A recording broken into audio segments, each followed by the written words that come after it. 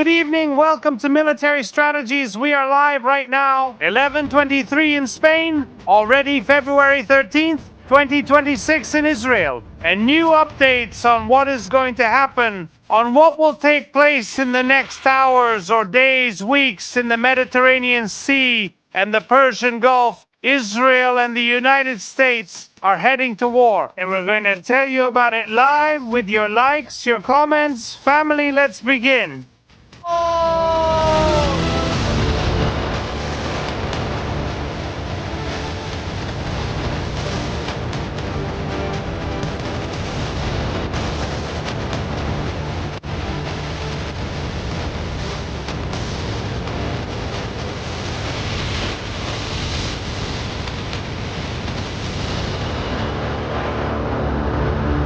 Very good evening, family. Welcome to Military Strategies. We are live right now, no more and no less. This February 12, 2026, where the news has been confirmed after Netanyahu's visit. I think that what we were saying last night, what we were talking about last night, that this meeting was simply to coordinate a bit. How is this going to go? The thing that's called war, que no es una cosa pequeña precisamente, precisely to coordinate a bit how the war effort is going to be, what are the objectives that are going to be set, who are they going after. This is also important, and you're going to be surprised. We have the list of targets that the United States and Israel are going to seek to eliminate.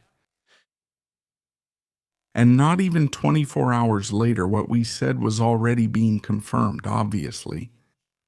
The arrival of a second aircraft carrier, the one that was currently conducting joint training to enter a combat zone. This aircraft carrier will speed up the training. Normally it takes 3 to 4 weeks. It's only been 9 days so far. Maybe it will be a couple more days. And now we're going to explain why that training is so important. Why can't an aircraft carrier be sent directly? And why is it necessary for things to take a little longer now? But you also have to read between the lines of this whole story. You have to read everything. And here on Military Strategies, tonight we'll give you all the details on what's happening for our friends in Israel, for that great people of Israel, of which we are all a part in some way or another. Welcome, family. Your likes and comments are super important, so the channel can reach 500,000, which we're on our way to. The followers dropped again. We're still at 422,000. Let's try tonight. Please, if you're not subscribed, subscribe and turn on the notification bell. Netanyahu, what did Bibi say upon arriving in Israel? Important? This has been a lightning trip, just going and coming back. He went there. He was at the White House. He was with Marco Rubio. They signed an agreement. They had an important meeting in reference to the future of what will happen in the next hours or days or weeks. And now I'll tell you why weeks. If you're going to understand it, the people who were on the live stream yesterday, you're going to understand it really well. What we were already planning will start to take shape, and our prediction will possibly be the most accurate in this matter. Bibi Netanyahu. A short but important visit to Washington. In a conversation with our great friend, President Trump, we have a very close and very genuine relationship. It says here, Bibi, it says, I just finished the meeting with Donald Trump. I just finished a short but important visit to Washington. Talking with our friend Trump, the president says the Iranians already know who they're dealing with. I think the conditions he is creating, combined with the fact that they certainly understand they made a mistake last time by not reaching an agreement. That the Iranians combined to an agreement. The fact that they understand. One said Bibi wanted to hear Donald Trump's opinion, Bibi's opinion. He said he wanted to hear Trump's opinion. From Israel's perspective, and in my opinion, not just Israel's, it's not just about the nuclear issue. It's also about ballistic missiles, the perspective And it's not just about ballistic missiles.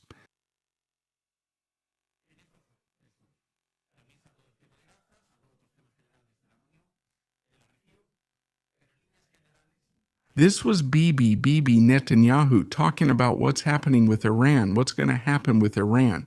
Why is it important to end the missile program? Why is it important to shut down their nuclear plants? And Draghi, today, I don't know if you know Draghi, Argentinian director of the International Atomic Energy Agency, the International Atomic Agency, has said that Iran would have enough uranium for 6 nuclear warheads. Bibi Netanyahu, that is Benjamin Netanyahu, we call him Bibi. That's Bibi you're seeing there on the screen. Prime Minister of Israel. Draghi has said that they could have up to 6 nuclear warheads, that they have enough uranium to assemble 6 low-yield nuclear warheads. And I want to reflect on this with you all. I want to see your opinions in the chat, please. I want to know what you think about all of this because it's important. A government or a dictatorship that in just 2 days has massacred more than 30,000 people. What do you think they would do? Thank you.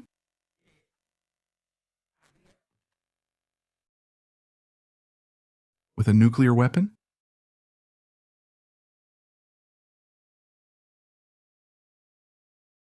What do you think?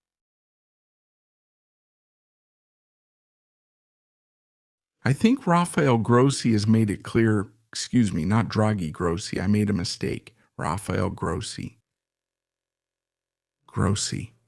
He said they could have between 4 and 6 nuclear warheads. That they don't currently have access to know where the uranium is. The International Atomic Energy Agency inspectors have been waiting for months for permission to access 3 important uranium enrichment plants of the Iranian regime. They have been denied access. 400 kilograms of enriched uranium at more than 60% remain buried under the rubble from the bombings at Fordo. And that material is enough to make dozens of atomic bombs. Realize this, super important community. What we're talking about right now, what we're saying, atomic bombs. Okay, talking about atomic bombs, talking about unconventional weapons, so that people can start taking a stance and start realizing things that are happening. At this moment, the United States has ordered a B-52 wing to be prepared exclusively with nuclear ammunition. The United States of America, I insist, has given the order for B-52 planes to be permanently prepared with unconventional weapon systems. This happened during the Cold War, and now it's happening again with this situation. We're going to see a lot of details. We're going to watch a lot of videos. Donald Trump has spoken. Iran has launched something into space, which we also need to look at. And just to wrap up, to finish things off a bit, Israel has its objectives for this war. Iran also has its objectives for this war. Please watch this video. Look, this is Iranian public television. He will bring security to the whole world. The first person is Netanyahu, the head of the Zionist regime, David Barbar. The genocidal Netanyahu. Israel Katz, Minister of Defense, David Barnea, Director of the Mossad, Samir, Director of the Israel Defense Forces. The Director of the Air Force, El. The head of the terrorist organization Mossad, Yisrael Katz. Israel's Minister of War, Shlomi Binder, the head of the Military Intelligence Organization. Tomar Bar, Commander of the Air Force, Itzik Cohen, Chief of the General Staff Operations Department, and E. Elzemir, Chief of the General Staff of the Armed Forces. To be continued. اهداف مشروع ایران هستند برای It's really shocking what we're seeing, that they put this on television. But the thing is, Israel has given the answer. Israel has given the answer, and it's also published on Channel 12. Yes, on Channel 12. Attention. Excuse me, Channel 12. Does he plug it in?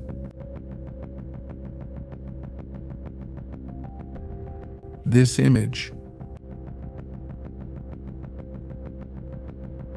To the regime of Iran, you know that Channel 12 in Israel is more or less government television. Get ready, okay? Channel 12 footage family. All right. Who do we have here? Over here? The list of nominees by Israel.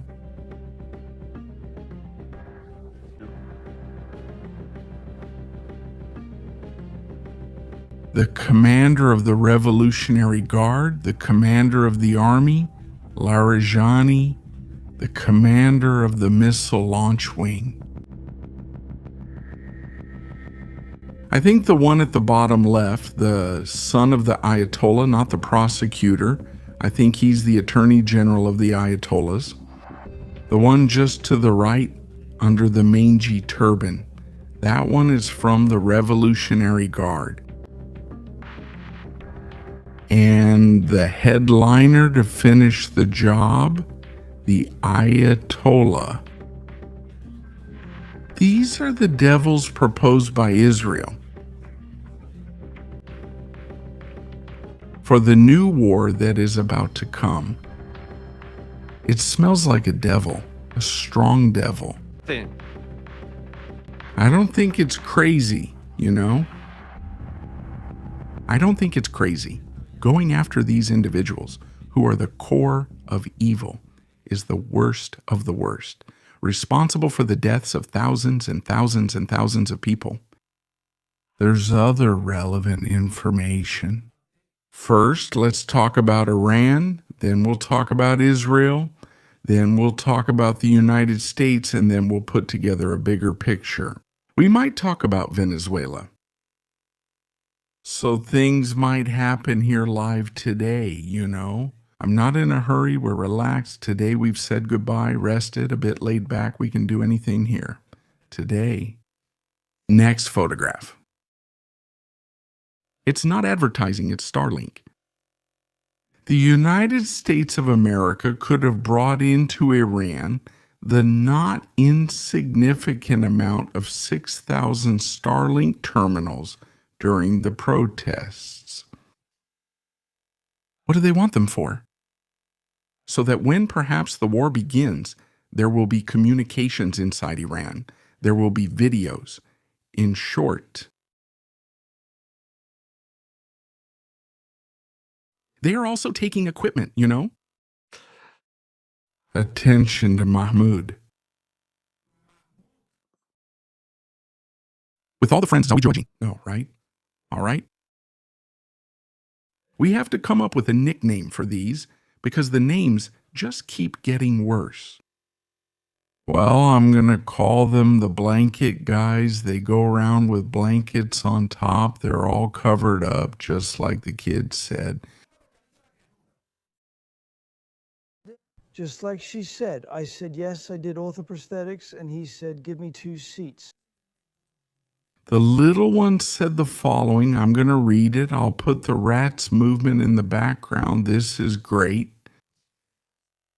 This is great.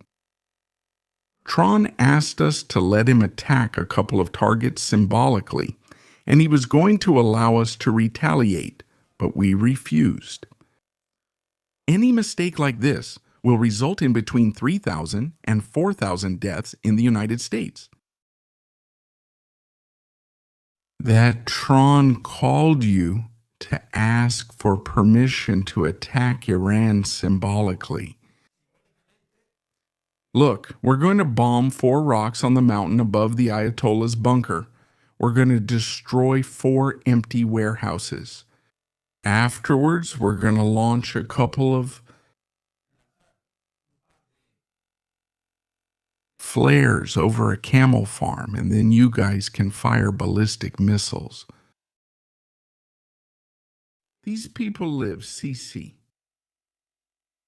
I don't know what they consume over there, if it's saffron or what they actually consume in the Iranian regime. But to me, it seems like they're a bit out of place. Out of place, just a little out of place.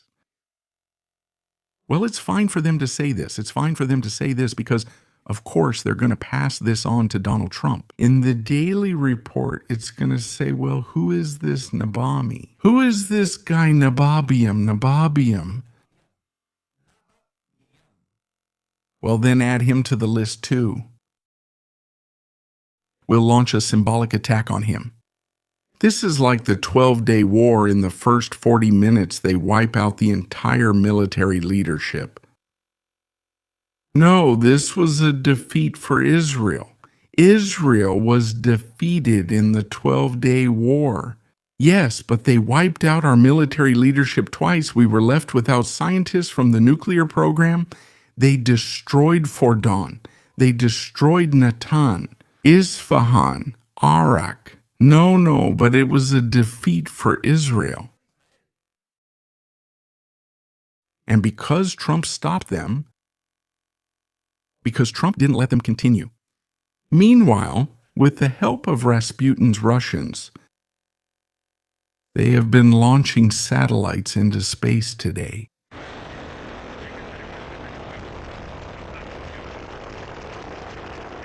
From the Kazakhstan launch site, they put a couple of satellites in a Russian spacecraft. We don't know what it's for. I suppose it's to find the dissidents from the protests and massacre them. But this is what Iran spends its money on, launching satellites to spy on Israel, to spy on other nations. Communications and other things like that. But you're all gonna die because of all this.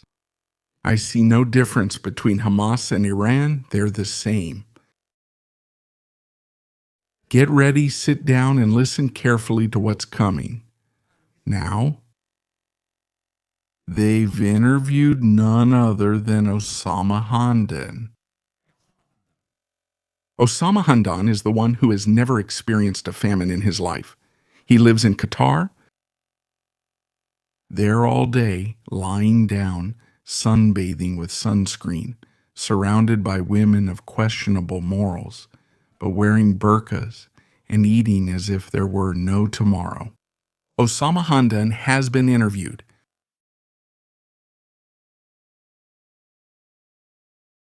Get ready for the interview. I'm being very serious. Get ready for what you're about to see here now.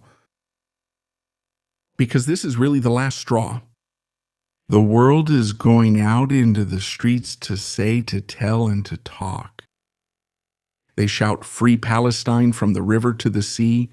How sad, poor things, poor people. Israel is genocidal. Well, no. Pay attention to this part of the interview, 40 seconds, that will reflect the reality of the Hamas movement. Please pay attention. This is epic. This is epic. This. What do we see on the video cameras with the bandanas? We've been able to see on the GoPro type cameras some guys with bandanas on their heads. They're talking about October 7th, right? With Qassam Brigade logos.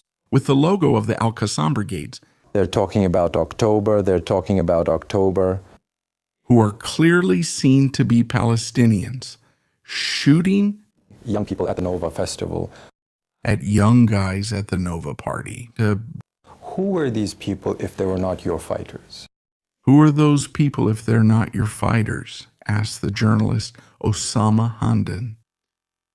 Get ready, hold on to the table, and hang in there.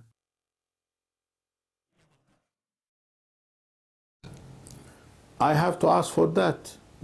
I have to ask about this. Because the Israelis have traitors who have killed the Palestinians. Because the Israelis have been traitors. They have killed Palestinians.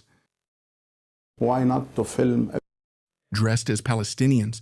They have betrayed the Palestinians dressed as Palestinians. the Israelis because of the Palestinians?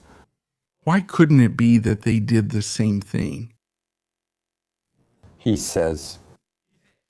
Are you trying to say that Israel, Israeli Defense Forces that the Israel Defense Forces dressed up I think dressed up as Hamas jihadists, people I like your think the fighters to Israelis- kill them? like your fighters to kill Jews? I think the Israelis are faking a big story. He says, I think the Israelis have made up a fake story About how the Palestinians have killed civilians. about how the Palestinians have killed civilians To justify to justify killing 75,000 people in Gaza. Osama Hamdan is saying, I'm very serious about this. He is saying, this sinister being of light, wherever you find one, that the Israel Defense Forces dressed up as Al-Qassam brigades on October 7th and went to the Nova Festival to massacre Jews.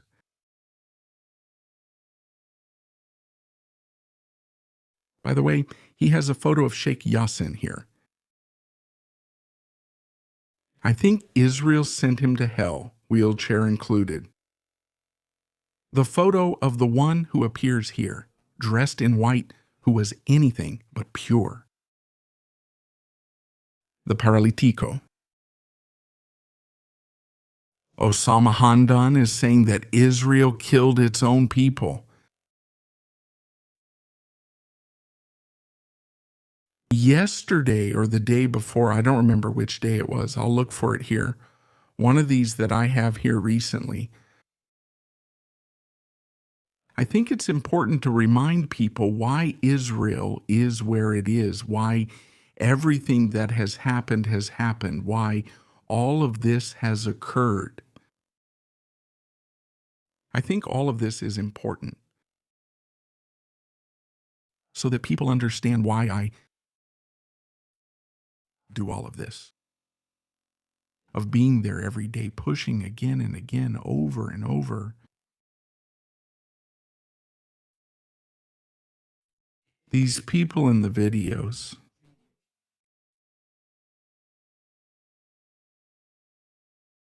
were speaking in Arabic. They dressed like the Al-Qassam brigades. They were with the Al-Qassam military commanders. They were Gazans. They were terrorists. They were murderers. I'm saying it as clearly as that. I've been to the places. I've geolocated every one of the videos that I was able to geolocate. I've been in Israel geolocating the places. I've been reconstructing what happened on October 7th. You'll see it soon. We have it ready with Ariel Kanyinsky, Jewish History. These people on October 7th came in to massacre an entire village. They came in, and now they're trying to tell us it was Israel. It's always the same. When something happens in the world, it's the Jews. When something bad happens in the world, it's the Mossad. That's how they are. It's the morning of October 7th, 2023.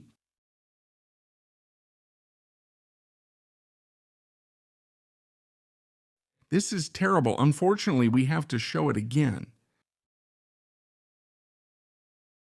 This is the Alumin kibbutz. And this is what these people did. According to Osama Kandan, this one is Jewish. He's from the Israel Defense Forces. To be continued, these two are also from the Israel Defense Forces. They are Israel Defense Forces soldiers. This one is dead, thank God. Thank God.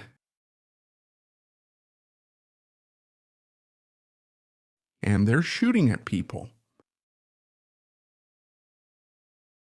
so that people understand.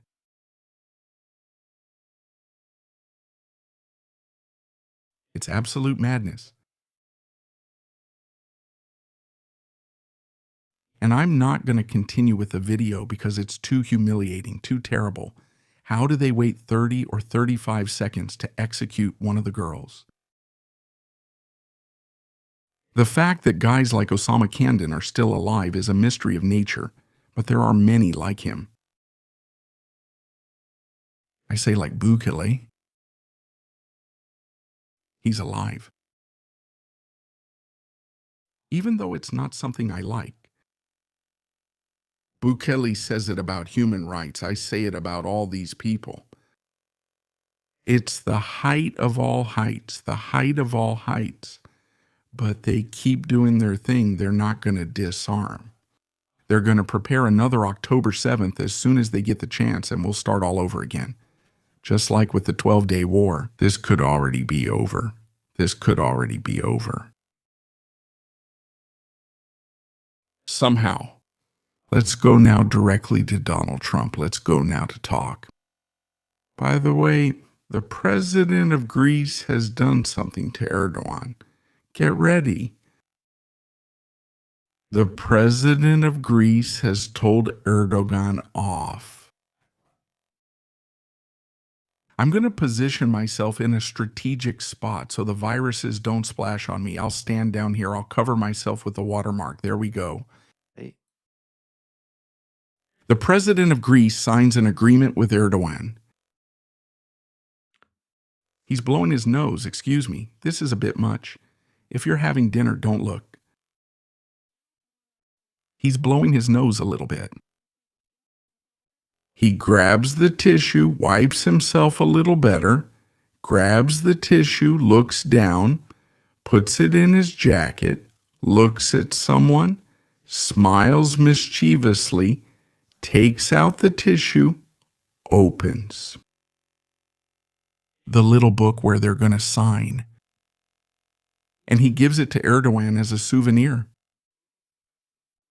And he laughs. Hasn't he seen anyone?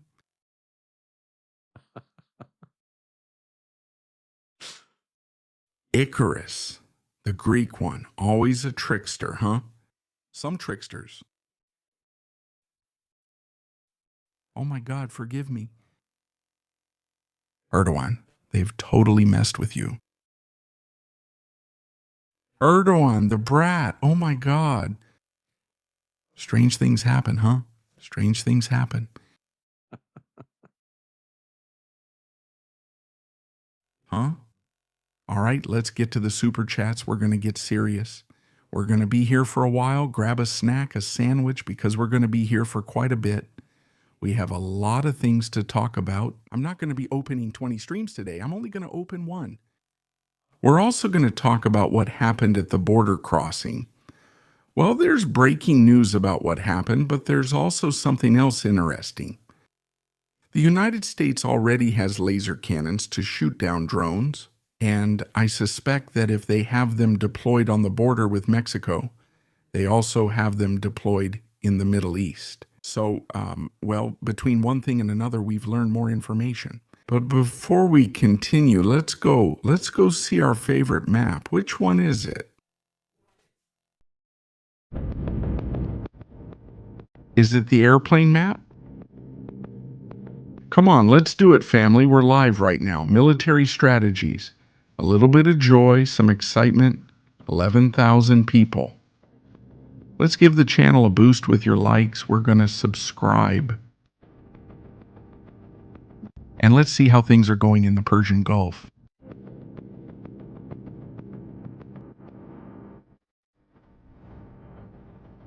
A Zen 5 Galaxy over there, deploying another one, 2 more. Overlord, the drone that just took off. The drone knows that when military strategy starts, it has to go out. The MQ Triton just took off. The people who are in Abu Dhabi, Spaniards, Latinos, look to the skies. Towards the northwest, and you will see a big bird. At 754 meters high and climbing. Well, the Triton begins its night work, watching for terrorists in the Strait of Hormuz. We continues.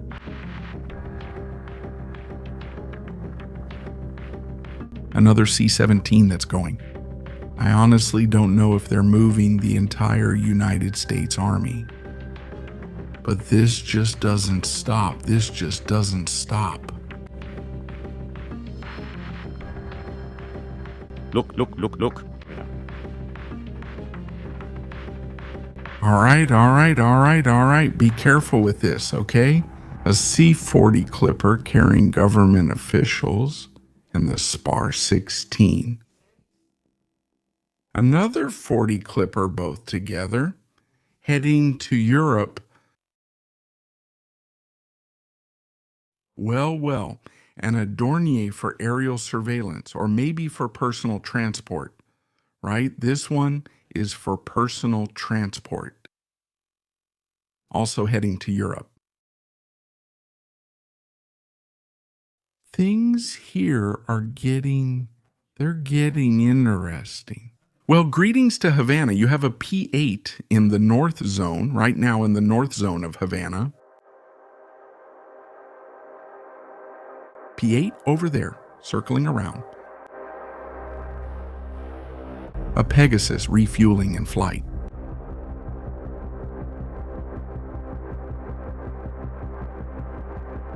Oh, this one is interesting. This one is super interesting, huh? Where is this C-17 coming from? Let's see.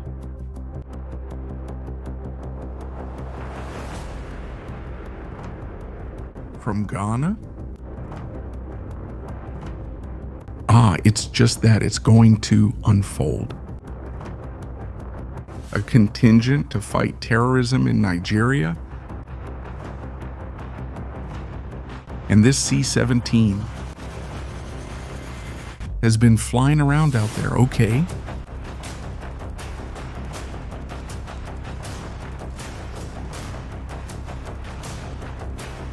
A P-8 arriving in Honolulu. A Stratotanker taking off.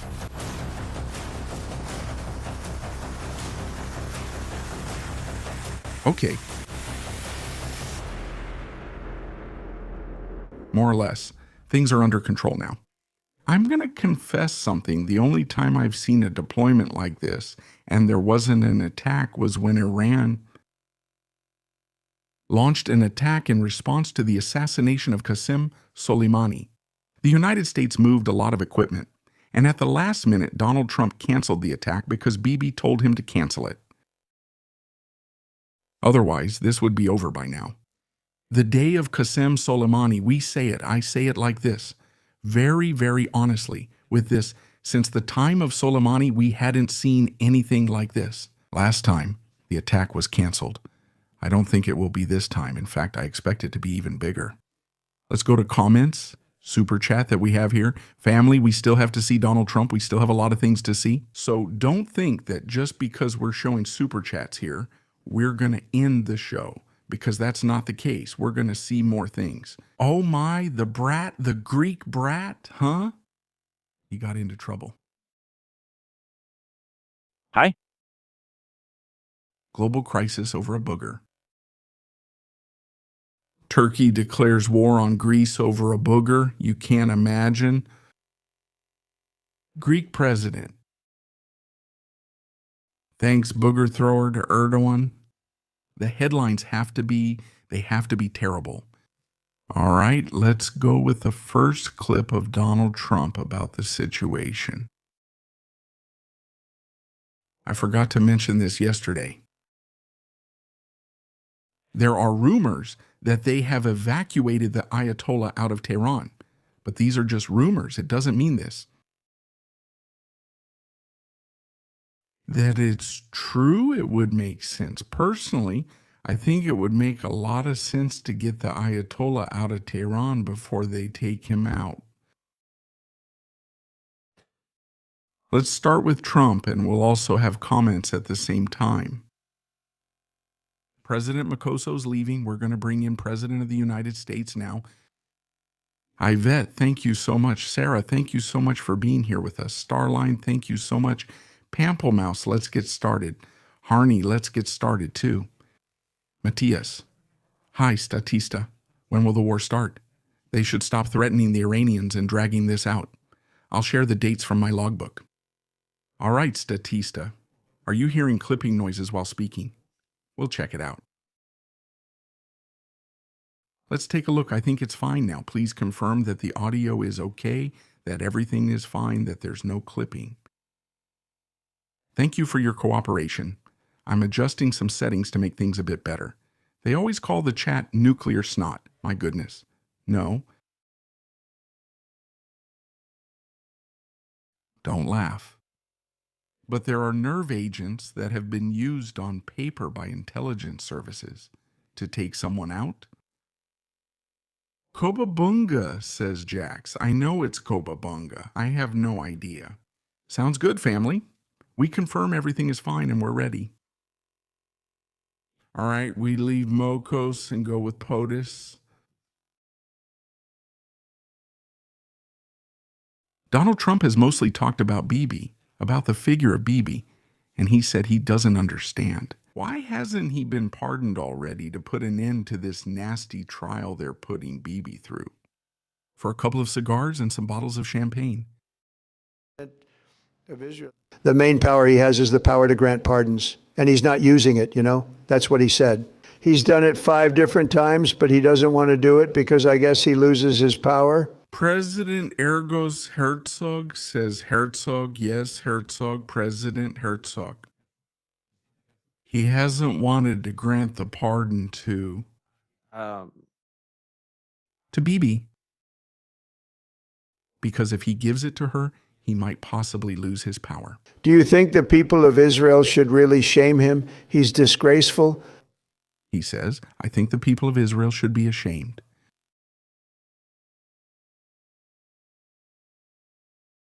Because their president won't pardon Netanyahu. He should give it since he hasn't.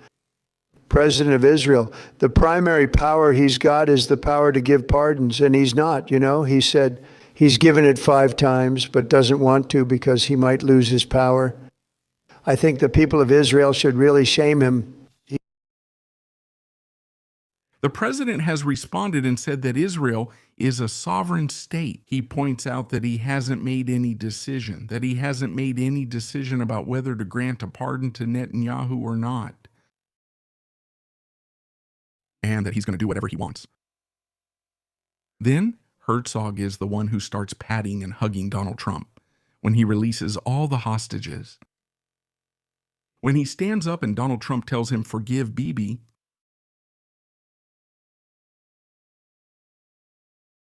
in Israel, strange things happen and some people are really weird. Really, really weird. Have you asked and said, when is the attack on Iran going to happen? Yesterday on the show, for those who didn't see it, you missed it.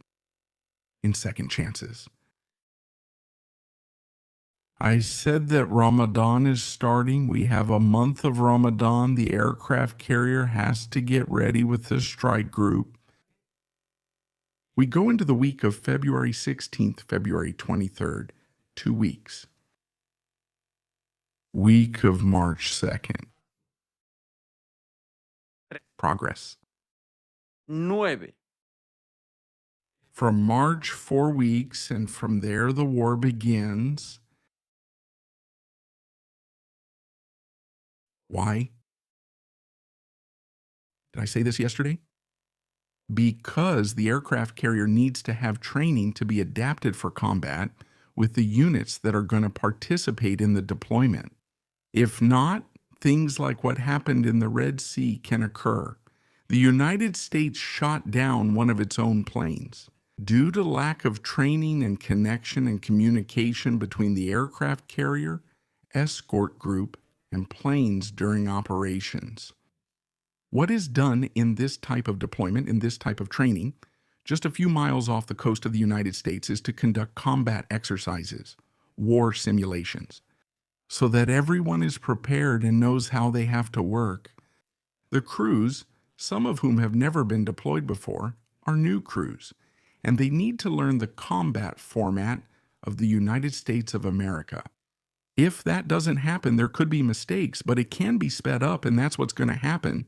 The deployment of the bus will be accelerated. In the neighborhood. I think that in the next month or so, something like that should happen quickly. They should speed up a lot, yes. Fran says, I think around next month.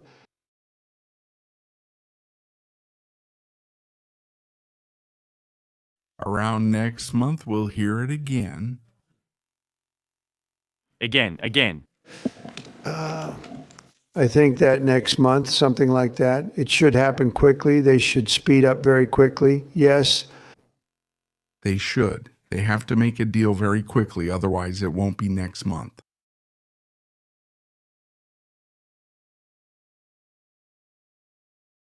That's the timeline for Iran. It's the time. For Jorbis to be in combat position, 3-4 weeks, and that's exactly what I said. I said, you won't like this because you won't like it. It's not fun that we're in this uncertainty about whether they're going to take out the Ayatollah or not. People are suffering. Israel is suffering. But this is a long-distance race. This is a marathon. Here, the fastest doesn't win. This is about endurance.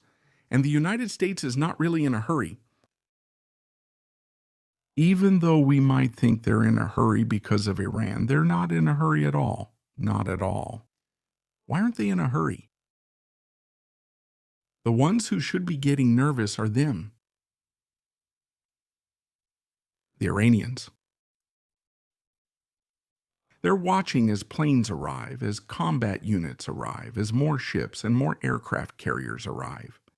They're going to get more nervous, more nervous, more nervous.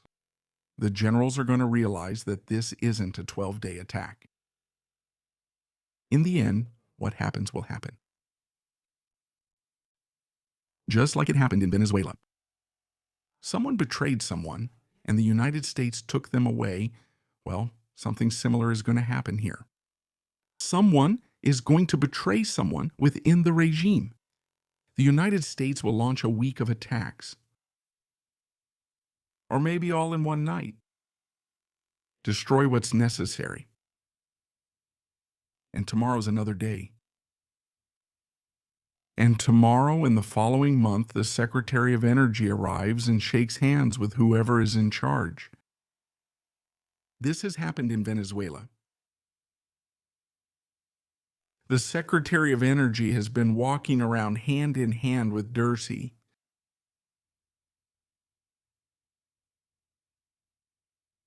Do you understand what I mean? There's no rush. The United States is doing the same thing it was doing with Venezuela. It's just that we don't see it. But technically, there are maritime patrol planes, there are electronic warfare planes that are making connections of everything that's going on over there. They're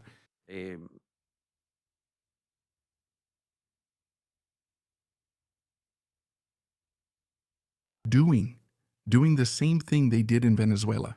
And there will come a day when the Iranians will be very calm because they're seeing that nothing is happening. That day, storm.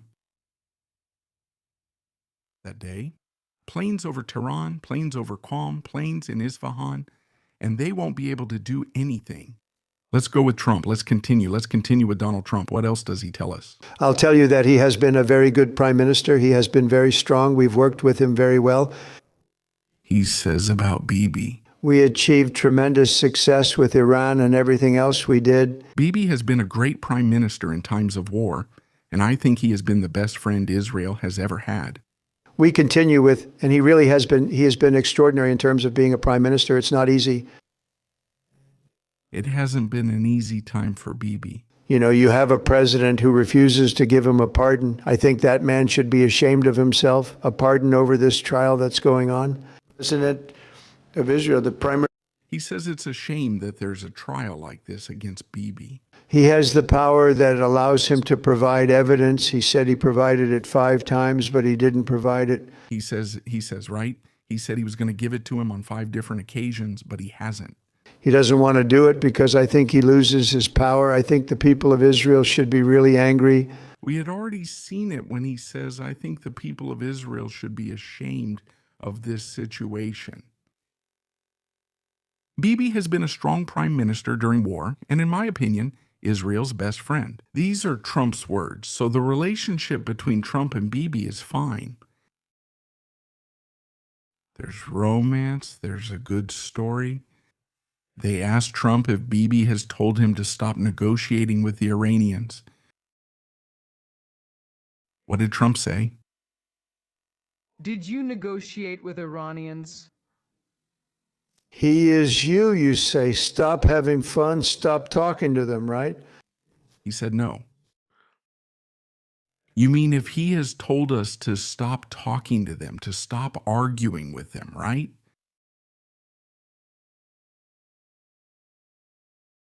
Discuss it. I'll talk to them whenever I want. I talk to the Iranians as much as I want, right?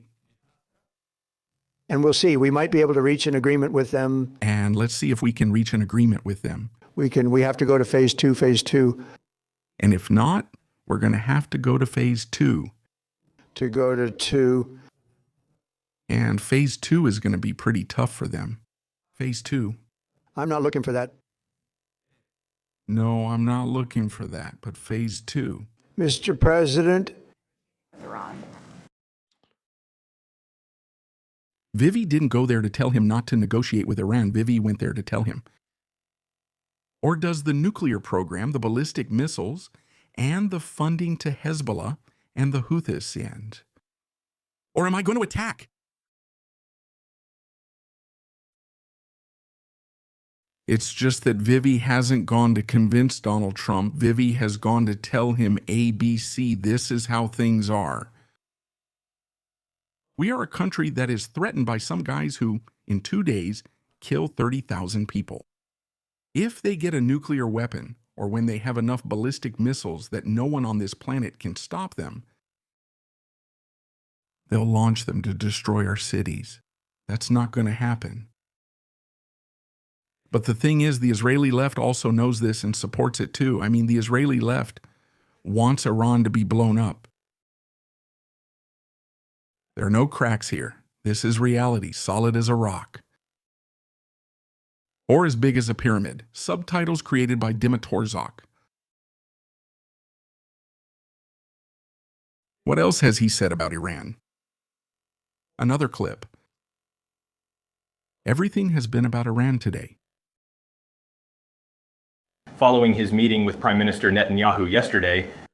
Following his meeting with Minister Netanyahu. Have you changed regarding these negotiations with Iran? Have you considered changing in any way the subject of your negotiations with Iran?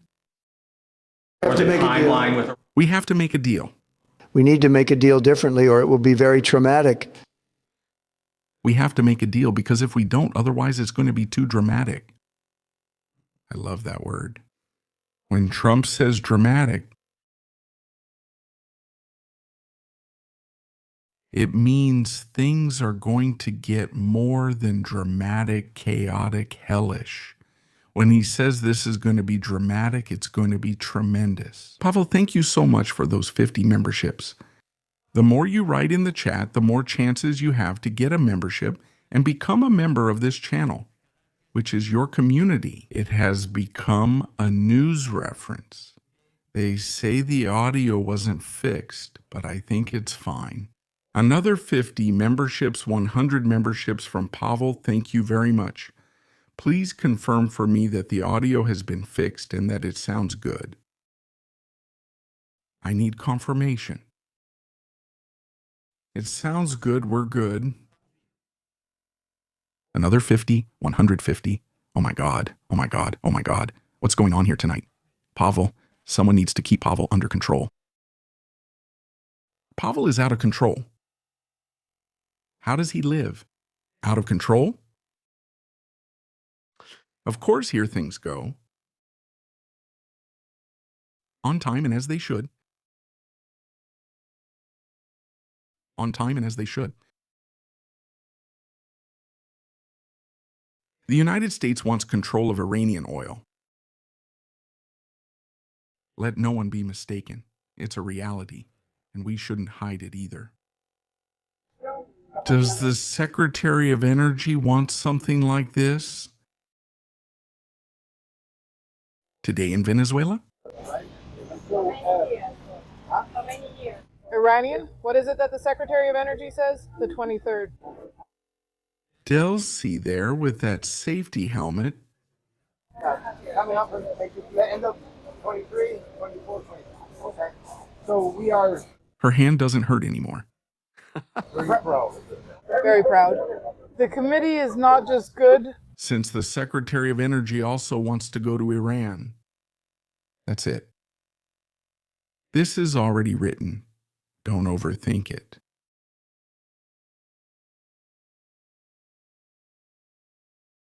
Don't overthink it. It's already written. The war is going to happen. Seriously? There won't be anything about this topic. No kind of division. Vivi went and he went.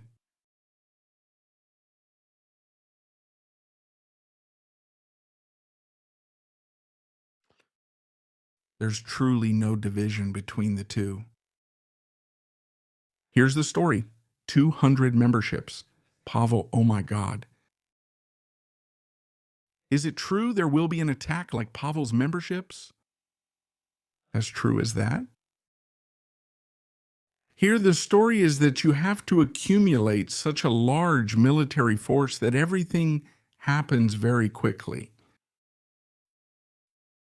The Israeli economy is currently recovering, and the shekel is gaining strength against the dollar. It's a moment of economic growth for Israel, which is coming out of the Gaza war and is recovering economically. People in Israel can see this themselves. As soon as this ends with Iran, Israel is going to soar. Economically, I mean, it's going to soar. It's going to be a real economic takeoff in Israel. People who want to buy a house, buy it now. It's already expensive as it is. Buy it now before it's too late. Because prices are going to go up, the economy is going to recover, and everything is going to move forward.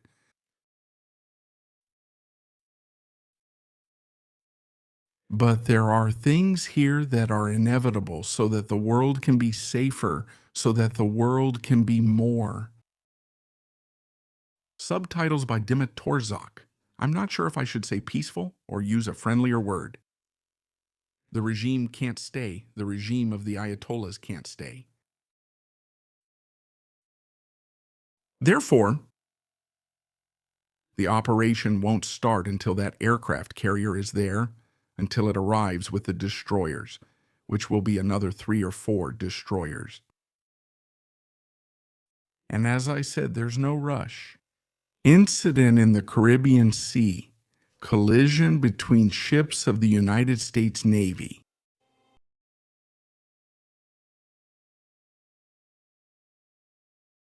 It was happening. A logistics operation. A logistics ship providing fuel to a destroyer. The United States ship Truxtun, Truxtun, Truxtun,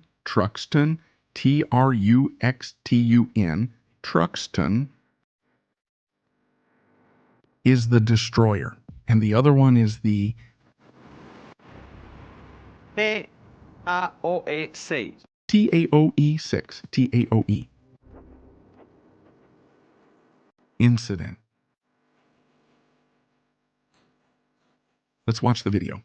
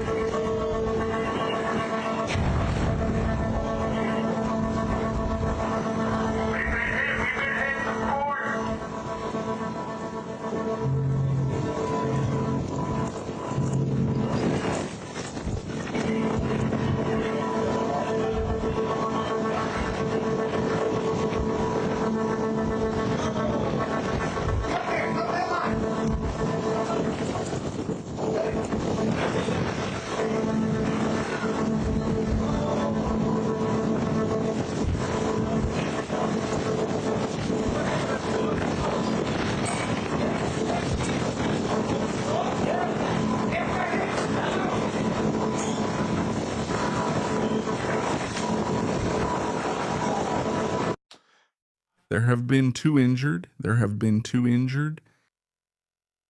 It's a dangerous maneuver. What we're really seeing here is a maneuver in the open sea. Dangerous. 2 large ships are positioned side by side. The speed they have to maintain must be constant.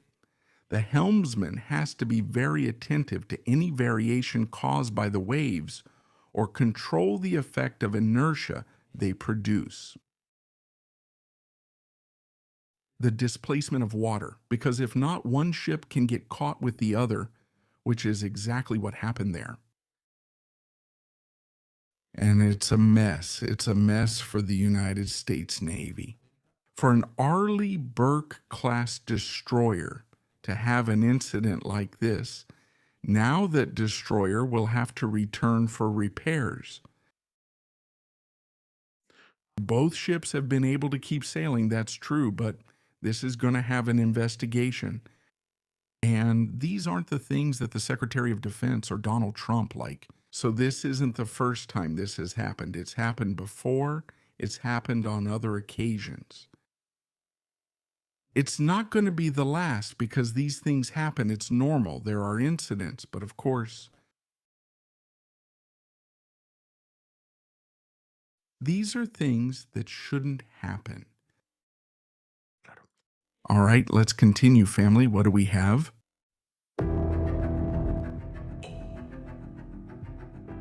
More news, more things are coming in.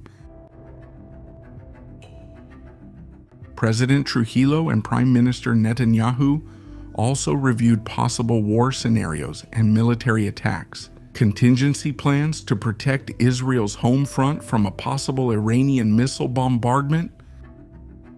What did I say? This meeting wasn't to negotiate, it was to say, we have this, we have that. What are you going to bring to the table? And are we going after the Ayatollah? That clear, huh? That clear. I mean, this isn't something. Okay. Let's see if there's going to be negotiation or not. They're going to send another aircraft carrier, and with 2 aircraft carriers, yes, they'll attack Iran. With one, they attack with another. They force them to submit. Thank you. This, the United States of America loves to say it. They force them to submit well. What else do we have? What? This is information, thank you. But there's not much being commented on here. There are aircraft rotations in the operational area. What am I referring to? Today? Did something happen in the Mediterranean Sea?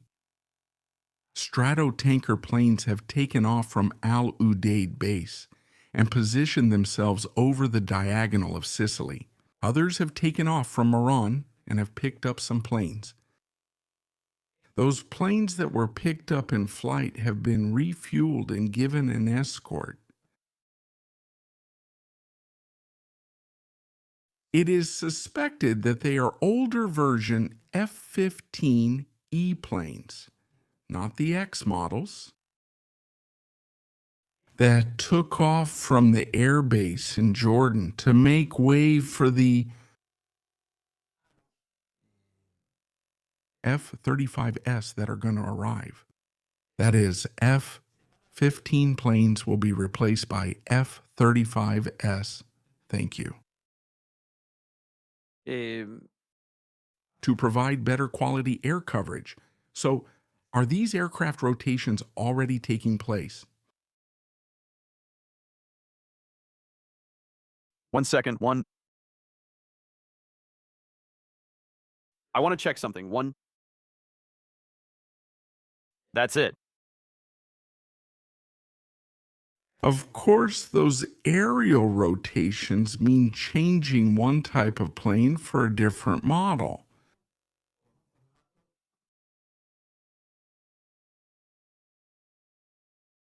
For a different model. Where is that base? Let's go see it.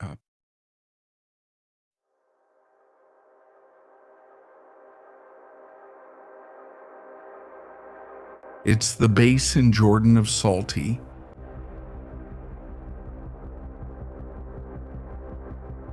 Are they going to replace the F-15 planes deployed there with F-35 planes? A group of F-15S will be left.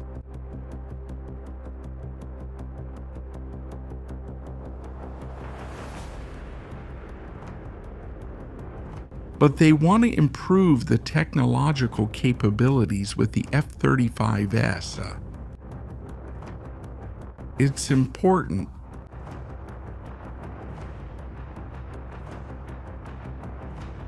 This aircraft movement is crucial because until now, the F-15S had a more defensive than offensive mission.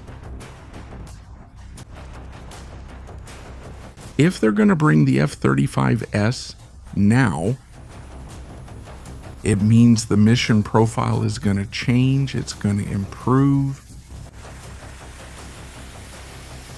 which is for penetration into enemy airspace. So that's possible there. Well, a lot of things have happened today in Venezuela too. We'll get back to the topic of Iran later, but for now, let's switch gears a bit. Let's change. Cuyon. Venezuela. Today I've been watching a lot of live content about the demonstrations that have taken place. Chavismo?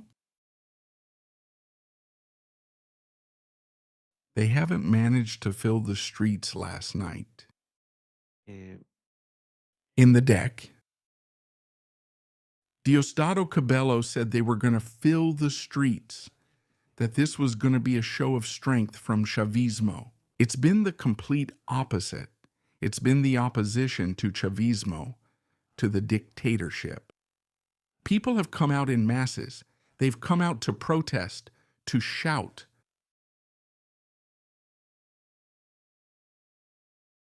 It's clear, right? It's clear. Venezuela wants change. Venezuela needs change. It needs freedom. That change is going to come. It has to come.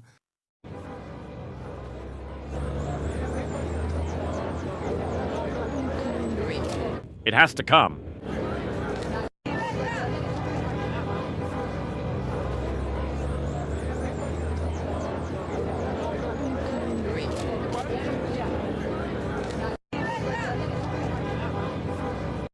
These images of people going out without fear, The regime doesn't like them.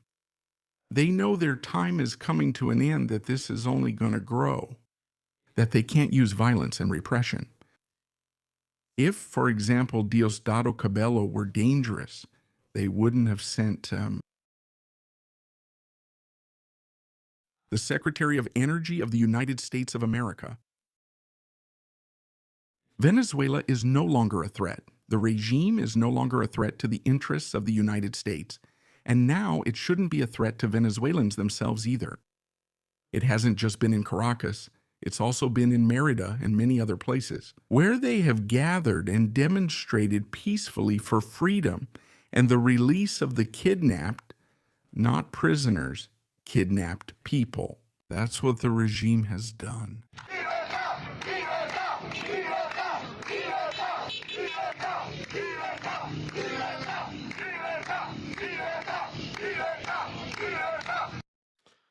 However, the regime, for its part, has been able to do little or nothing. They have taken away the Secretary of Energy, Libertad. Out for a ride and not much else? There hasn't been anything else. There isn't anything else. We don't want to look for any further explanation.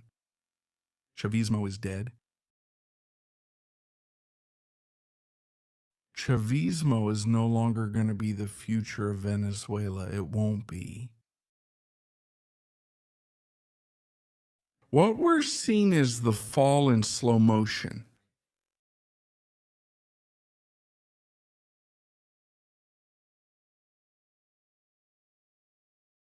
Petro is now embroiled in a war with Cabello. They've sent each other poisonous messages. Also, this is what Cabello said last night on El Mazo. The Colombian president, Gustavo Petro, made a proposal in Washington to his American counterpart, Donald Trump, that the army of his country and that of Venezuela confront the drug traffickers who operate in the border regions together. I don't have such a good memory, but this proposal was made by President Nicolas Maduro to Petro about a year ago, exactly a year ago, and he never responded. Now he goes to the United States claiming it was his idea.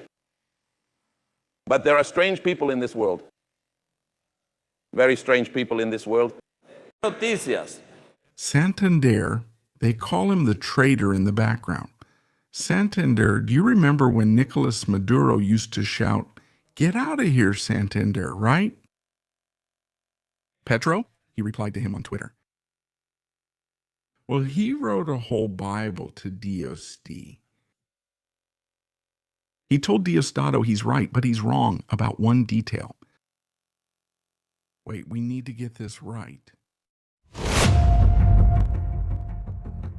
Now,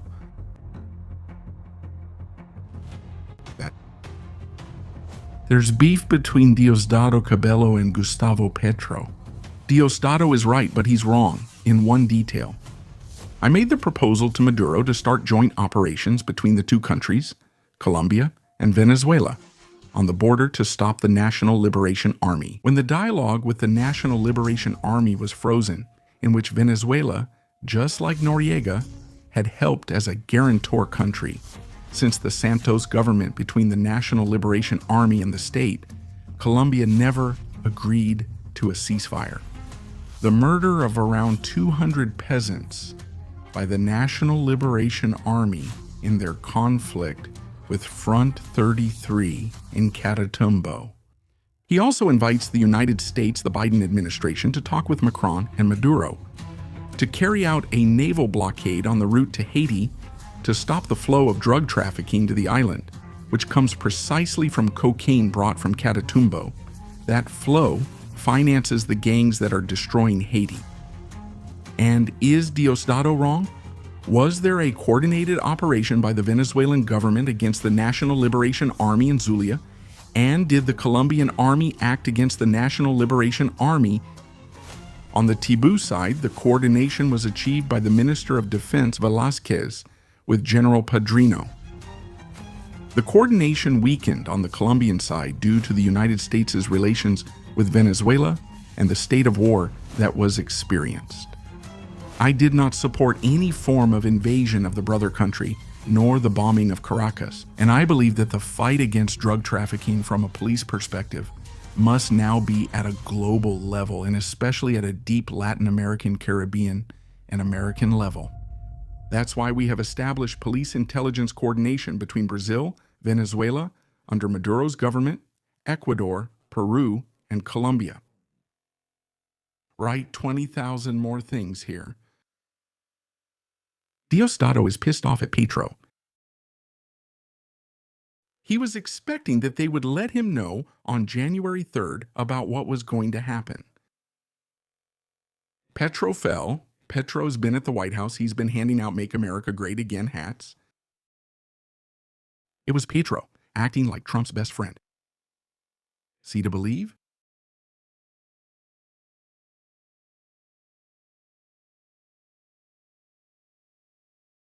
Tremendous.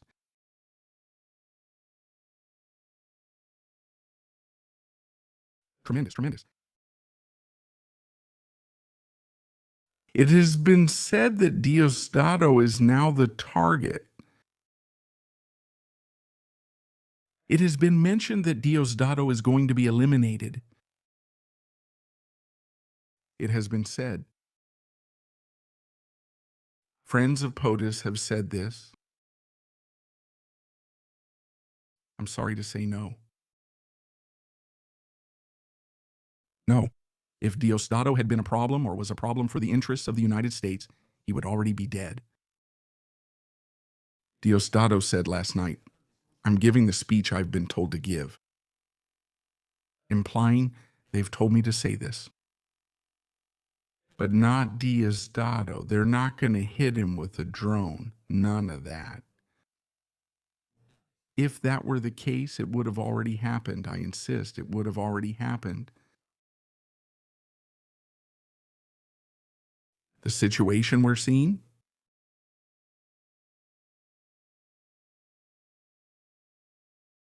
is the following. The United States has its own interests. One of them is that there is democracy in Venezuela, but it's not the main one. The interests of the United States in Venezuela have a very important part in the hydrocarbon economy. As long as the United States has a country with a certain level of stability, called Venezuela, where there is no civil war and its ships can load hydrocarbons, and if in some time there are elections, the United States is not going to do anything else. It's already directing the release of political prisoners and working to improve Venezuelans' lives. But for now, there won't be a second phase here.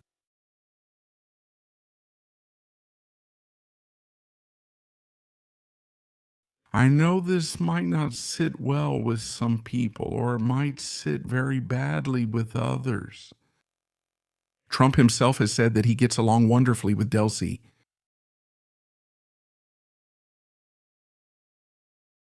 Trump himself, that there's very good communication with Delcy.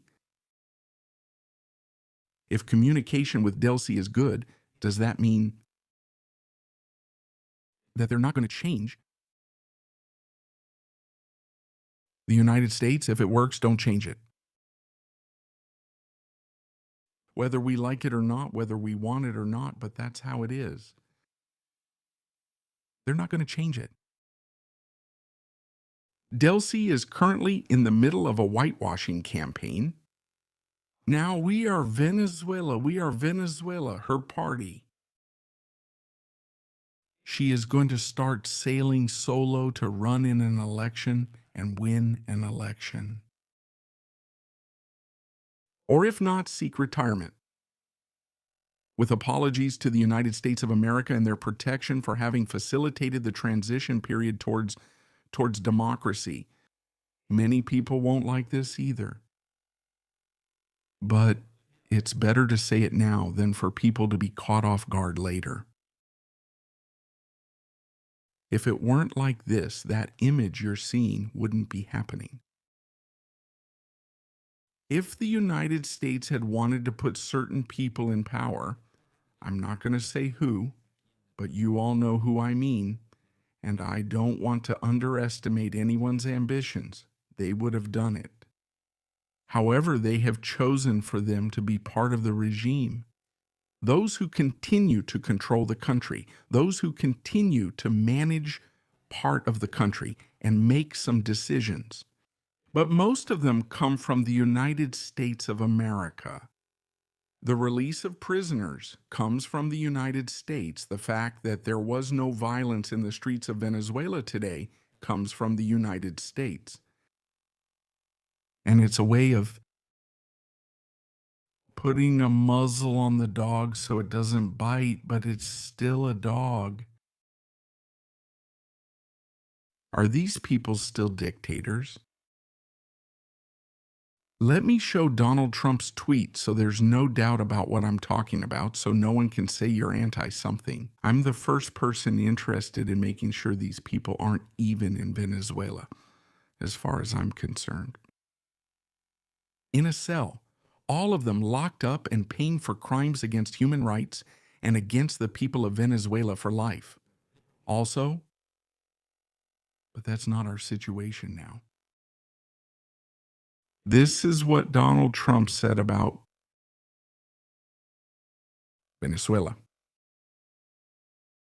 The relations between Venezuela and the United States have been, to put it mildly, extraordinary. Mildly extraordinary. We are getting along very well with President Delcy Rodriguez and her representatives. So, have you given legitimacy to Delcy Rodriguez as president, not interim president or representative, or Delcy Rodriguez, not president? Oil is starting to flow, and large amounts of money not seen for many years will soon greatly help the people of Venezuela. Marco Rubio and all our representatives are doing a fantastic job, but we speak only for ourselves, and we don't want there to be any confusion about this issue. There's a story about a man named Harry Sargent III from the Wall Street Journal. He has no authority in any way, shape, or form to act on behalf of the United States, nor does anyone else who is not approved by the State Department. Without this approval, no one is authorized to represent our country. Thank you for your attention, President Donald J. Trump. What do you think? I like it, and I know much of our community is from Venezuela. What do you all think? What do you think about this? I think it's important. Are we seeing or are we finding ourselves in a scenario that's undesirable for MCM, undesirable for many dissidents?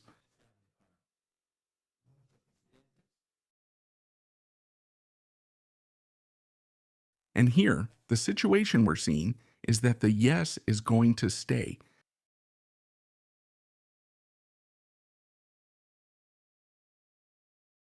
It's going to stay for a while.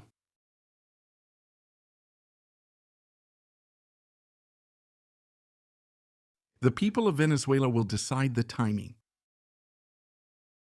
If people take to the streets, protest, demonstrate that they don't want Delcy, they show Donald Trump that change is needed. That's it. The change will have to be made. If people stay at home and everything goes well, no one complains, no one remembers what they've done, yes, he will stay. I'm sorry to say it, but that's how it is.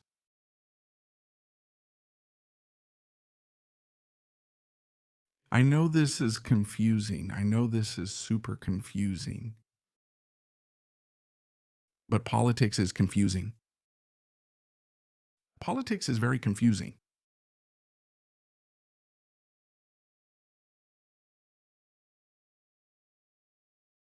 I don't want to make anyone feel pressured to act. Everyone is responsible for their own choices and should know what's right for them. I'm not Venezuelan. I don't have to tell a Venezuelan what they have to do. What I'm seeing is that with each passing day, the relationships between Delcy and these people are going to improve. I read a comment here that's quite interesting. It's part of a plan. We're going to put it here, right? It's part of a plan by Trump to make them believe they're in power. No. No, Trump has told him that they have to do what they say. And Delcy has said yes, Delcy is obeying. Delcy knows the reality. The ones who are in charge in Venezuela right now are the United States of America. And if she wants to survive as a manager of Venezuela, she has to do what the United States says. It's something very different. I'm going to give you an example that my brother Ariel Kanieski told me. While visiting the fortress of Masada, he told me the story of the Jews and the Romans. You know, I'm really passionate about these things. 2,000 will leave, but I'll still tell it. There were times when the Roman Empire would come to conquer a people. They would put a Hispanic Roman leader in charge. They didn't put a Roman governor. There were times when they would choose someone from that town, from that tribe, from that kingdom, and make him the manager of Rome's interests, someone from the people managing Rome's interests. Well, that's what happened at the time with Herodes, Israel. He did what Rome said, but presented himself as the king. Well, Delcy is the same. Delcy obeys what the United States says, and a large part of her own people can't stand her. But if there aren't people going out into the streets and everything is calm, the oil will keep coming to the United States.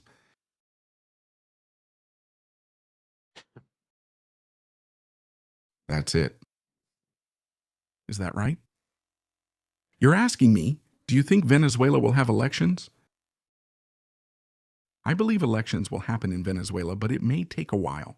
Be cautious. Be careful, because we don't know who Trump is going to support.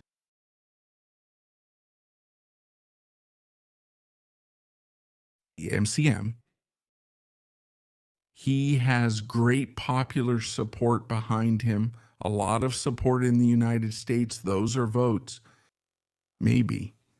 Donald Trump's administration doesn't want to upset MCM's fans. That's why the White House welcomed her. They called her a good woman, said they'd stay in touch, planned to talk, and gave her their personal number. Obla, will MCM and Trump communicate or exchange messages at any point? But I think Donald Trump's main interest regarding MCM is not to lose votes from Venezuelan citizens who have become naturalized in the United States of America. I hate to say it like this. I hate to say it like this, to say it like this. To say it like this. I think that's where things are headed. If Trump had been convinced and moved by the story of Maria Corina and saw her as the leader who needs to be there for Venezuela's transition, he would have put her in that position. Delcy is not a legitimate president. Nobody has elected her. Not even in the last election. She didn't run as president. It was Maduro. We know they lost the elections. However, the United States has given her legitimacy as president. I want you to think about all of this. Please consider all this. Thanks. Because it's something that's real. It's something that's there. It's something that unfortunately is there. She's a great woman. I mean it. I'll add this. She's a great woman, Maria Corina. But notice one thing. They don't let her return to Venezuela. For now, they don't let her.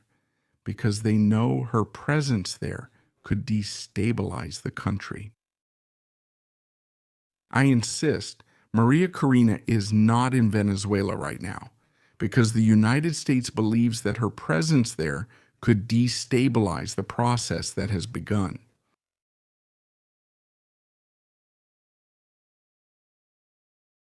There will be people who say you're making a mistake. Well, then why is Guanipa out on the street? Why is Armas out on the street? Thank you. Why have they released the political prisoners? Why won't Maria Corina be able to return to Venezuela now? Why? Why not Guanipa? He goes out on the street. A kind of revolution starts within 24 hours, with everyone out on the streets with motorcycles. Freedom, freedom, let's overthrow the regime. And someone told him to slow down. They arrest Guanipa, take him away for 48 hours, and return him to his home with an ankle bracelet, and maybe another message. Has anyone told him to slow down? There are things we don't know if they're happening. Is that why Diosdado is so calm? Diosdado wasn't calm at first. Diosdado at first, when you saw him, he was nervous, downcast. No. He didn't put the clippings in the stack. He started again, bringing out friends and colleagues. He doesn't bring us out anymore. He brought us out once, and that's it. It seems that he didn't enjoy the experience of what happened afterwards. He has preferred to avoid us. It's okay, huh, DSD? That you take us out from time to time. Look, we're not going to find any more cocaine plantations inside Venezuela. Relax, it's fine. If we've already seen everything, aren't we going to see the runways for your Cartel of the Suns planes again? Maybe we can show the improvement. The mansion you have with your family in the Orinoco area. Few people know about that.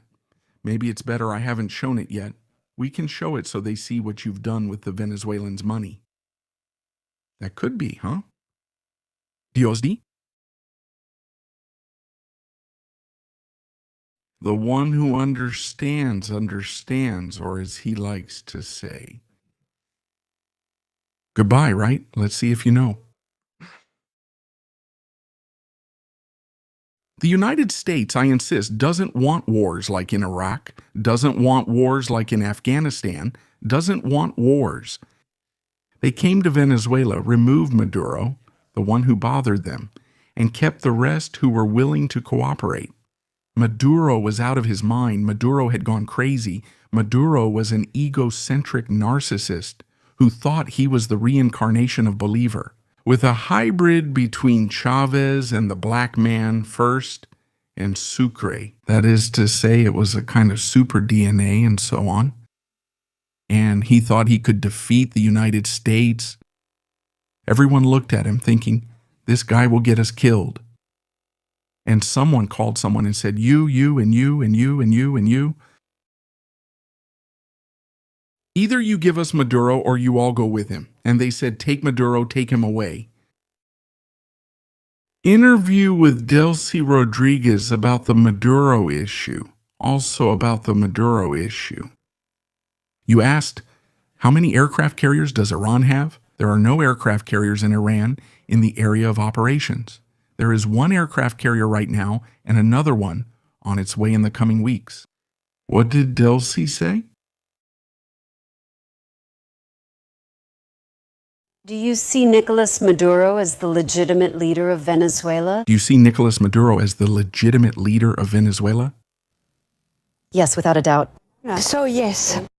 Sí, sin duda alguna. I'm surprised that Delcy speaks English but avoids speaking in English, supposedly because he studied in Europe. I can tell you that President Nicolás Maduro is the legitimate president. Puedo decirte que el President Maduro is the legitimate president.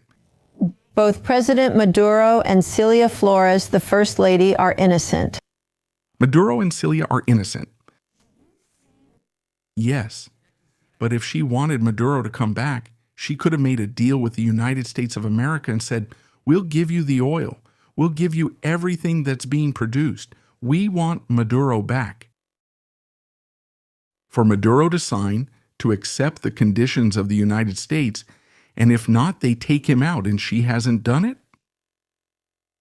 What Dursey has done is receive the director of the CIA. What Dursey has done is receive the Secretary of Energy of the United States of America. What Dursey has done is allow the opening of the United States Embassy. Maduro is already rotting in a jail with 4 blankets there in New York. She, however, is in power with designer suits and making more money than ever. I know these realities hurt, huh? They're hard to digest. But I think everyone knows that's how it is. Like this. I would even go so far as to say, just look at the photo. I mean, to me, it seems they've kidnapped Nicolas Maduro, and you're like this. Just look at the photo, huh?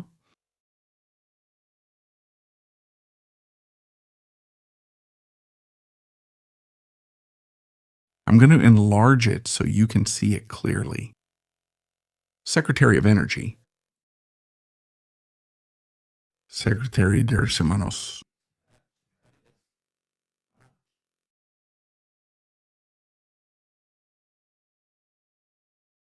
I think there are no more questions about this topic. It's more than clear what the situation is here. Everyone has understood their role in this story. Everyone knows their role in this whole story. We're still live. Family, where are you connecting from tonight?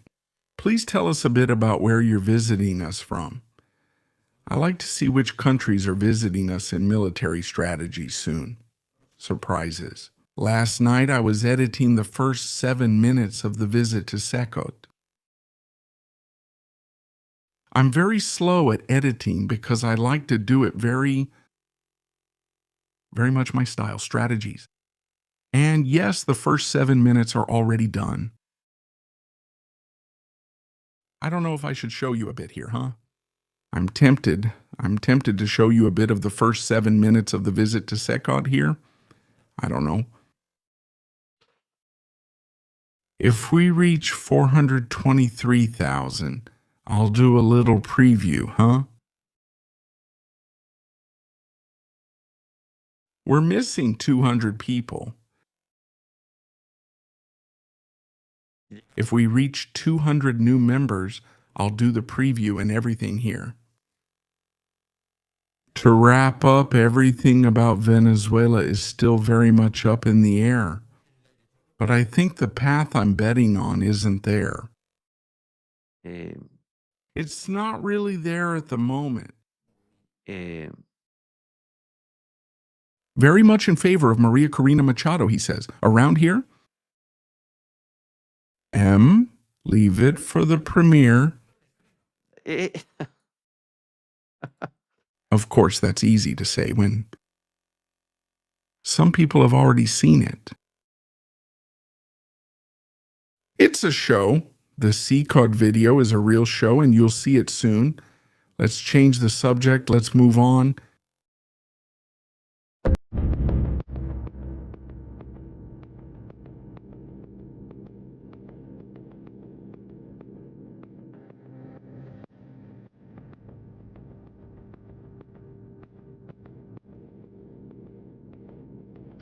Last night we were talking, or we said last night we were commenting last night that something might have happened with drones at the crossing. The cartels, United States, PAN Bondi was leaving. The Attorney General told him, "We have shot down a swarm of cartel drones. That's how we defend our border. That's how we work. That's how Donald Trump, the Donald Trump administration, is protecting the interests and security of Americans. Here, in military strategies, we were conducting a live investigation to verify if the images we were seeing here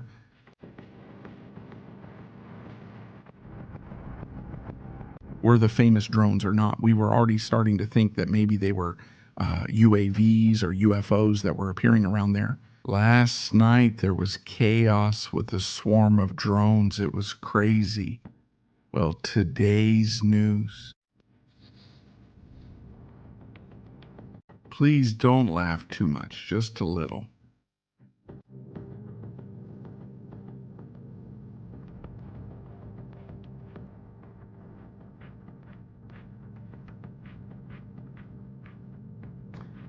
There are two versions of the incident.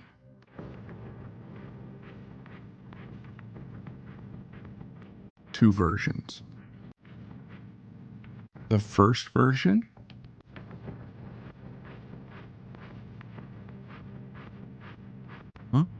Planaristica. There was a disagreement between the Federal Aviation Administration and Pentagon officials over drone-related tests. Several sources close to the matter told Columbia Broadcasting System News. And that's because the United States is testing its laser cannons.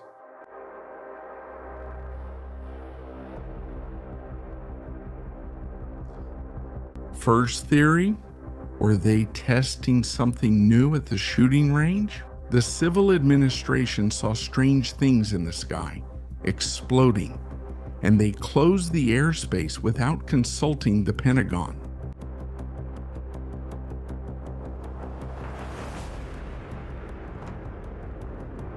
The administrator of the FAA, the Air Safety Agency, Brian Bedford, decided to close the airspace without notifying the White House, the Pentagon, or the Department of Homeland Security.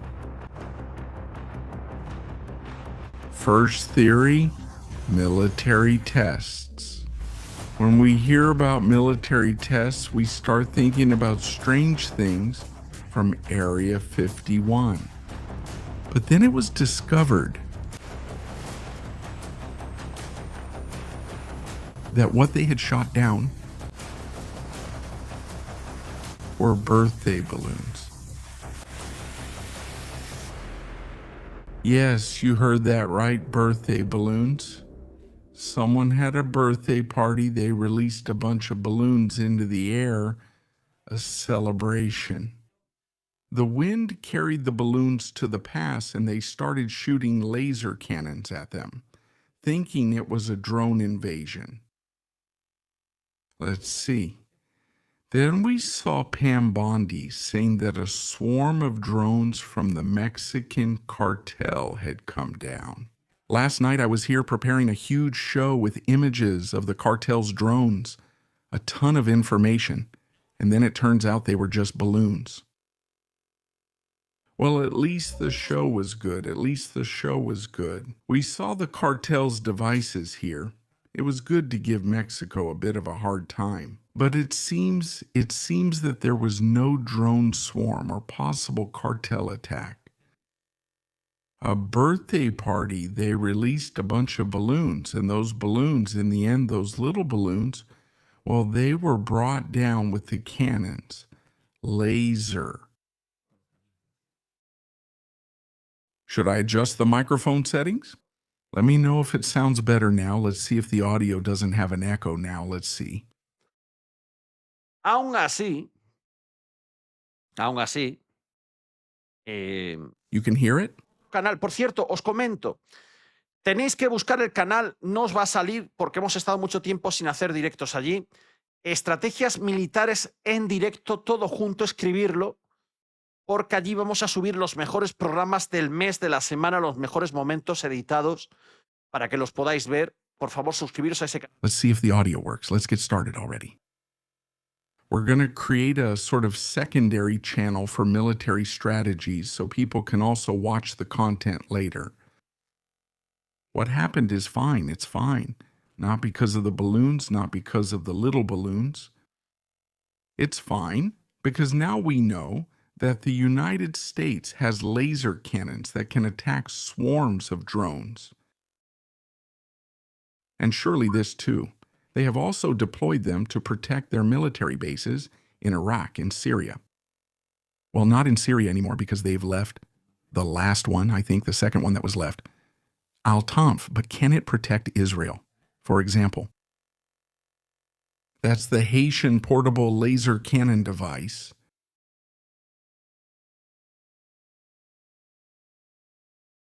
And this is the future. This is the future. Drones can do good or can do evil. It's just that closing the airspace for 10 days because of a birthday party. It seems very strange to me, doesn't it?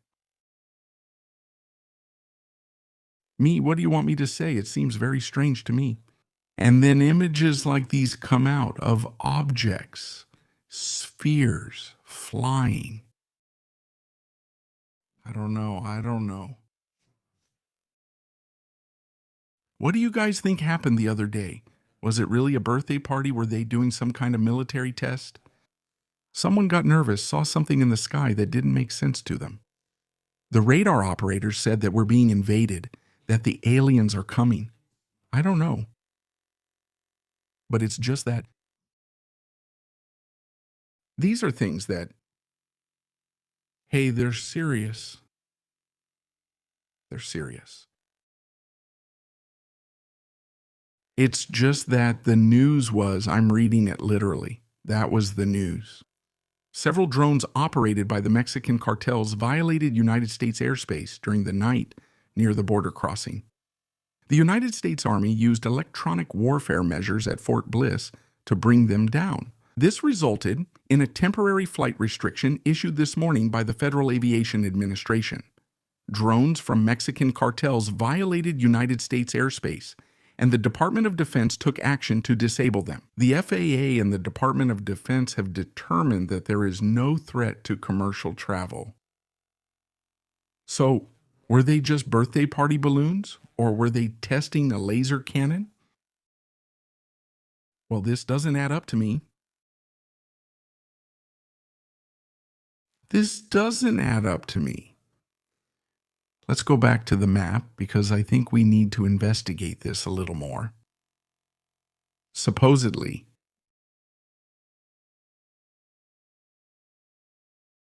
where are these balloons, drones, or flying saucers supposedly being shot down? I don't even know what it is anymore. I just don't know what it is.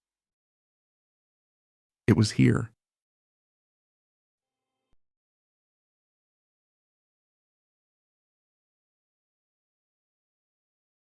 Look at this. This is El Paso International Airport. We used to see images from the control tower from that camera, which broadcasts 24 hours a day. It was here. It was just to the right. There's this military base.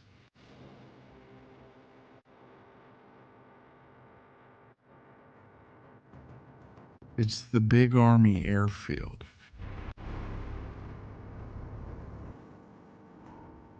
Which I think here in this area has helicopter units. It has. But these are Apaches. No, let's see. These are Apaches. These are Blackhawks. No, let's see.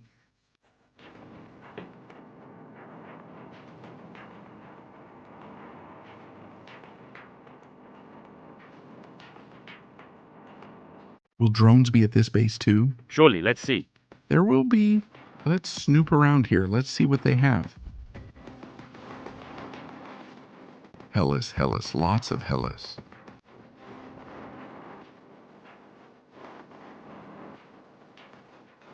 And they say that from this base,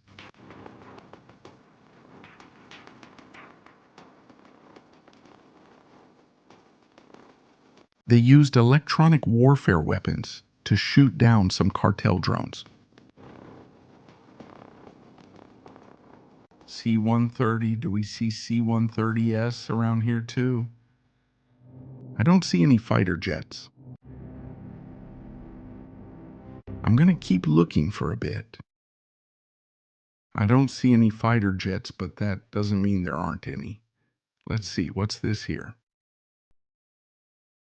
This is a... Let's see.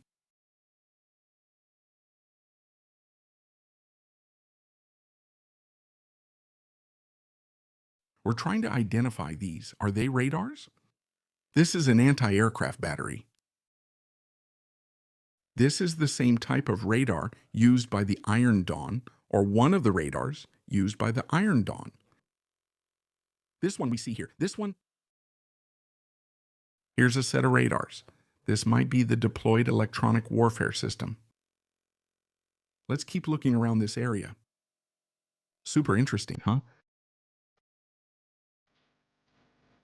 What really happened? What makes you say that for 10 days? The airspace over the pass was closed. The airspace? And this?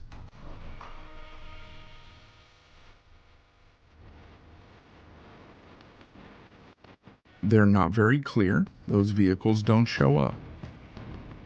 Let's look for an old picture.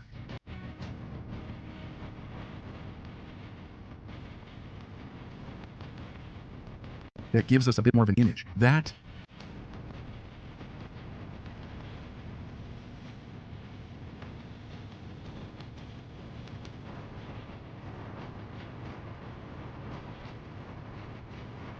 onboard radar. It's a radar.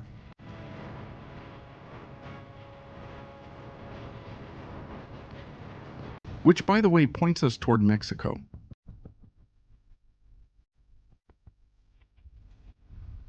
This is the power unit. The radar control room is this one here. This is the power unit room. OA, it seems really strange to me.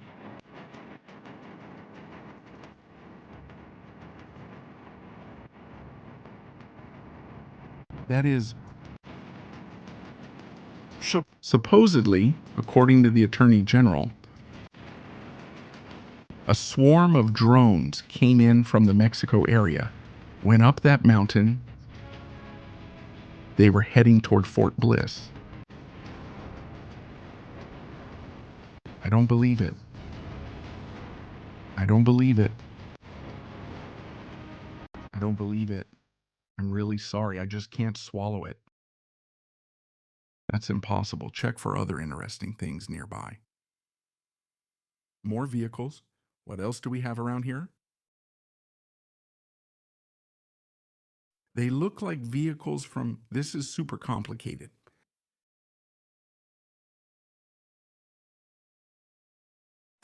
There's something strange over there. Something strange has happened there. Family. Something very, very strange. Very suspicious. All of this, huh? Is this for training? Hey, let's see if we can find Maduro's house now. In Makeda? Whoa, they're training for something here, huh? The assault on some place. Check it out, huh? Interesting things about the United States of America. Have you discovered? Then I wonder, why do certain things happen to me?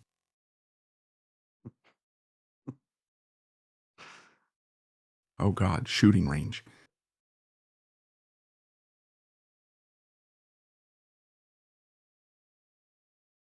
I don't know, it's too weird. Family, what do you all think? What are you thinking right now? Was it just some balloons from a party, or was there something strange going on? But this smells fishy, huh?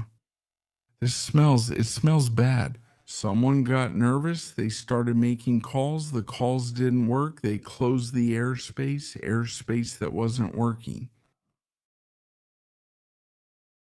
Well, here we see NRAP armored vehicles. These are definitely identifiable. We see some Humvees over there. Oh, they're pretty big in our apps. It's just that this base, I think it's really more for providing security than anything else, right? And it's true that there's an area that's for drones, that's meant for drones. You see, we can see the vehicles here. And it's very strange. This whole story is super mega strange.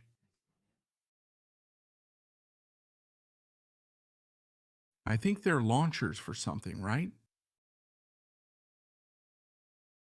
And no, you can't believe them. Very strange. It's all very strange, everything. This topic, it really has me confused.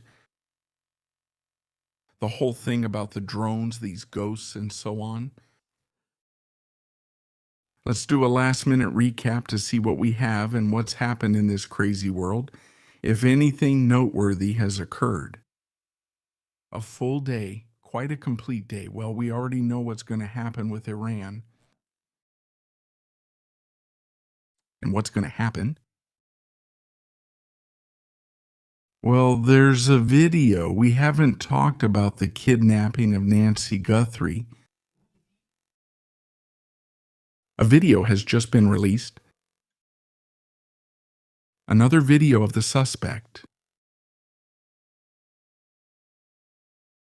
I'm not following this topic much, but we're putting it here. No?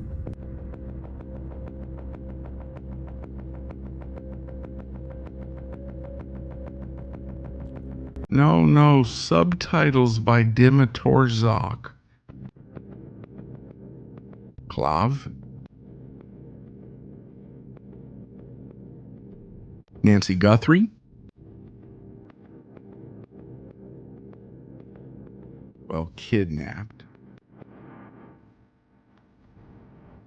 84 years old mother of the host of the United States show today, Savannah Guthrie, was reported missing on February 1, 2026, from her home in the Catalina Fort Hills area near Tucson, Arizona. Since then, images and videos have been released, and it appears that she has been kidnapped. I'm leaving here.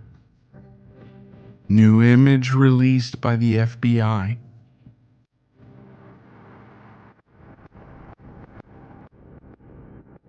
A guy with a backpack.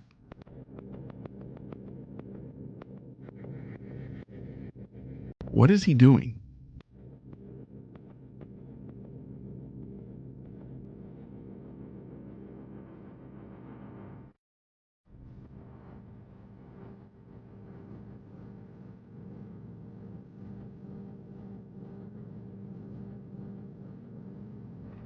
Well, if he touched the fence, the metal gate, there are fingerprints there.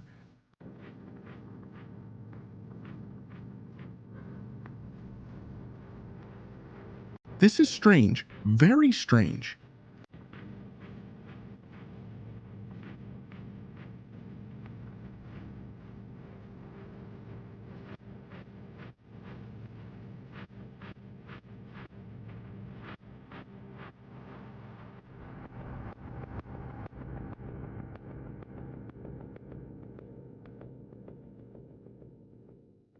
Well, we need to clarify. The authorities have said he has nothing to do with it. That's why they've covered his face. Well, this lady is missing. She's 84 years old. She was kidnapped from me. This world we live in is a world that doesn't make sense sometimes. $100,000 for information that could lead to the whereabouts of this lady, this 84-year-old elderly woman. The mother who gave birth to them. That's why there's a place in El Salvador called Zaycot. That's why it is. That place over there.